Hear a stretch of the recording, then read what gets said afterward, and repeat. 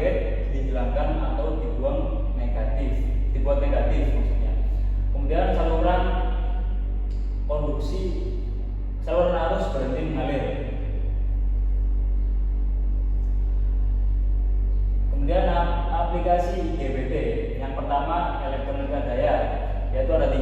Yang pertama inverter, converter, dan pengendali kecepatan motor atau VFD. Yang kedua otomotif.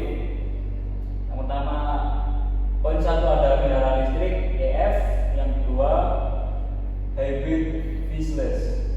Kemudian poin 3 yaitu industri, mencakup mesin las, pemanas induksi. Kemudian perbandingan IGBT dengan MOSFET dan BJT. Berikut ini gambarnya, bisa dilihat. Kemudian karakteristik IGBT, keuntungan IGBT. Yang pertama yaitu efisiensi tinggi, rugi daya rendah saat on dan off.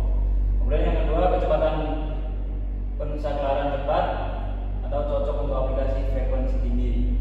Poin ketiga kemampuan arus dan tegangan tinggi, dapat menangani arus hingga ratusan ampere dan tegangan hingga ribuan volt. Kemudian yang keempat kontrol mudah, yaitu hanya memerlukan tegangan kecil untuk mengontrol arus besar. Kemudian kekurangan dari IGBT sendiri, yakni yang pertama biaya lebih tinggi, lebih mahal dibandingkan MOSFET atau BJT. Yang kedua rentan terhadap panas, memerlukan sistem pendingin yang baik untuk menghindari kerusakan. Kemudian kesimpulannya yakni IGBT adalah komponen penting dalam elektronika daya modern dan